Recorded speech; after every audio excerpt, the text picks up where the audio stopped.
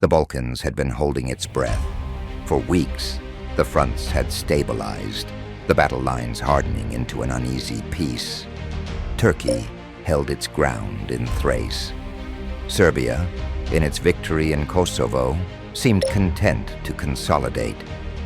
But beneath the surface, the leaders of the Two Seas Alliance had been planning, coordinating, and arming for a blow so swift and decisive it would rewrite the map of the region in a single day. The lie of peace was about to be exposed. The signal was a single encrypted message sent from Zagreb to Tirana, timed to the exact minute. It was a simple phrase, devoid of any official pretense, yet loaded with the weight of a coming storm. Zagreb to Tirana. The time is now.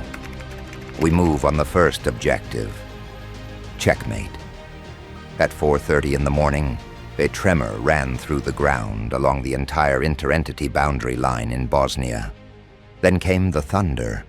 A combined force of Croatian and Bosnian armies, backed by the full force of the Slovenian army, surged across the frontier in a perfectly executed two-pronged thrust. This was no skirmish. It was a full-scale invasion, a surprise that stunned the region into silence. The first, fragmented reports of the invasion reached Belgrade in a panicked flurry. Banja Luka to Belgrade. We are under full-scale attack. The Croats have crossed the border in force. Our defenses are crumbling. We need immediate aid.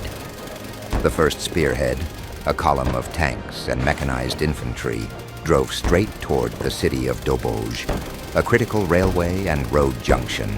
Doboj's defenders, a mix of lightly armed military units and hardened militias, fought with a desperate ferocity that bordered on suicidal. They detonated bridges, fired anti-tank missiles from forest ambushes, and held their ground in hastily dug trenches. They knew their cause was vital. But they were facing a professional army, one that moved with brutal speed and overwhelming firepower. Croatian forces bypassed pockets of resistance, leaving them to be mopped up by follow-on infantry. The city's outskirts became a killing field as the defenders were systematically overwhelmed. Simultaneously, a second, more powerful armored column surged from the west, its objective the political heart of the breakaway republic, Banja Luka. Here, the fighting was more organized, more fierce. The city's defenders had been warned, but not of the sheer scale of the attack. They fought from behind barricades and from the rooftops of apartment buildings, turning every street into a kill zone. For a few hours, the advance was slowed, but the Croatian army used its superior numbers to encircle the city, cutting off all avenues of reinforcement. Another crucial thrust struck at the city of Prijedor, aiming to cut off the northern defenses and split Republika Srpska in two. The resistance there was fierce, but brief.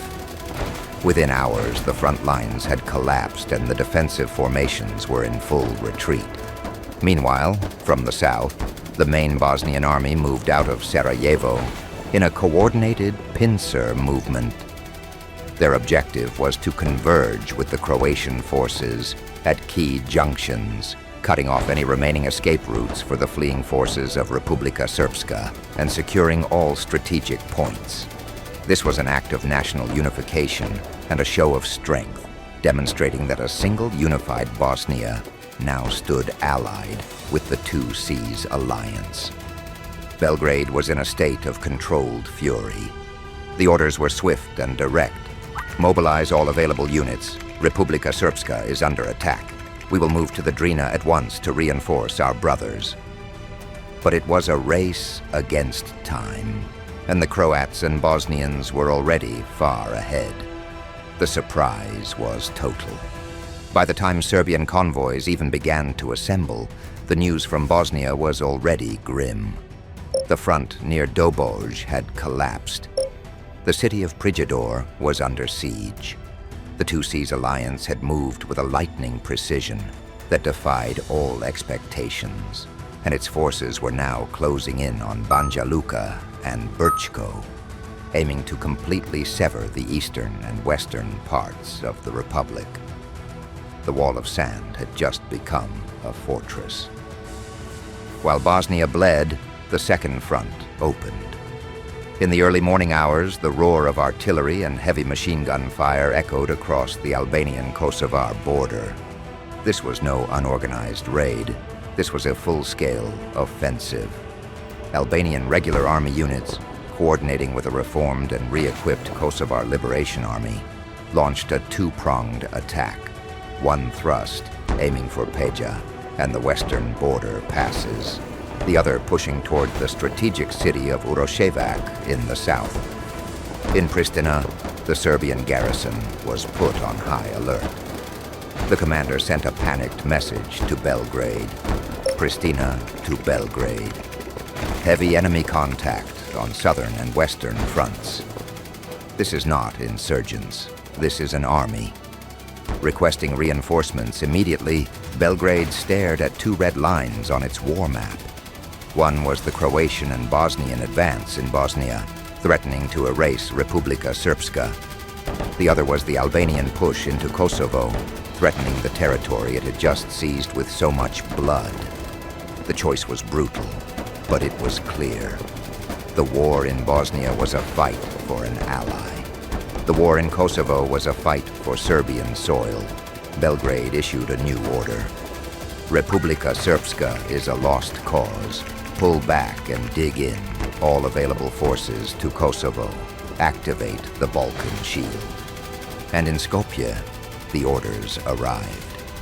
The Macedonian High Command was meeting, poring over maps of the Bulgarian-occupied territories. The call from Belgrade was an interruption, but not an unwelcome one. Belgrade to Skopje. The Shield is engaged. We need you now. Secure the southern border and send 2 mechanized battalions to reinforce Pristina. Your fight for the northwest is over. Our fight for the south begins. Skopje did not hesitate. Its forces finally rested from the insurgent attacks, mobilized with a renewed purpose. Convoys of armored vehicles and troop carriers moved north, not to defend their own land, but to fight on what was now, by alliance, Serbian soil. Montenegrin forces secured their own border with Albania, blocking any potential flanking maneuvers and providing a critical logistical corridor for the Balkan Shield. The Albanian and Kosovar forces were met with a wall of steel and fire. Serbian units, reinforced by Macedonian battalions, established a fortified line south of Pristina.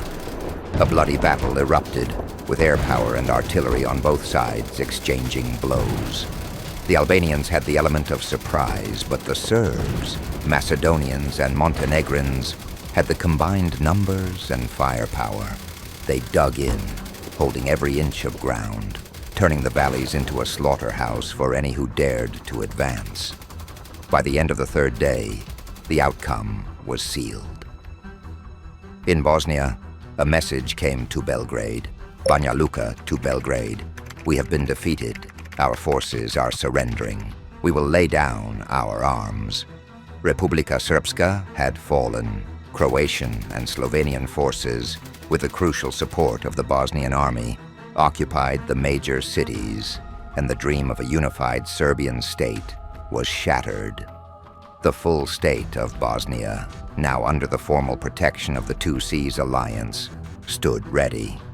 But in Kosovo, the message was different. Pristina to Belgrade, enemy assault repelled. The front is secure, we held. The attack on Kosovo had failed. The Balkan Shield had held.